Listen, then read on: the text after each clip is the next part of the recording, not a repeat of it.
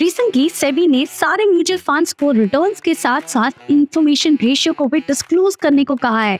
अब ये क्या है? बेसिकली ये रेशियो से समझ आता है कि आपका फंड कितने एक्सेस रिटर्न्स जनरेट कर पा रहा है compare to the excess risk it is taking against the benchmark. Simple terms में हर एक यूनिट ऑफ रिस्क के सामने कितना रिटर्न्स जनरेट कर पा रहा है आपका फंड, ये बताता है। एंड बेंचमार्क वो इंडेक्स होता है जो आपका फंड ट्रैक करता है, जैसे निफ्टी 50 हो गया, निफ्टी 500 हो गया, एक्सेट्रा। इन्फॉर्मेशन रेशियो को कैलकुलेट करना भी काफी आसान। फंड के टोटल रिटर्न्स में से बेंचमार्क के रिटर्न्स को माइनस किया जाता है और इसे ट्रैकिंग एरर से डिवाइड कर दिया जाता है। ट्रैकिंग एरर रिटर्न्स के जो फ्लक्चुएशंस होते हैं या रिटर्न्स में जो उतार चढ़ाव होता है उसे मेजर करता है। Now higher the information ratio better the fund is.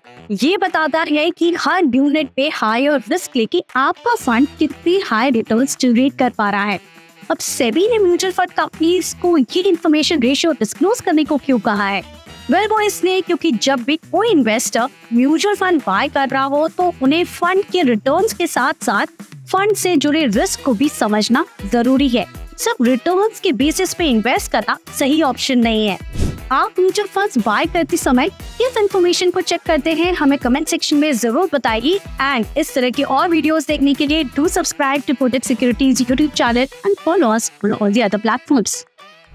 Investments in securities market are subject to market risks. Read all the related documents carefully before investing.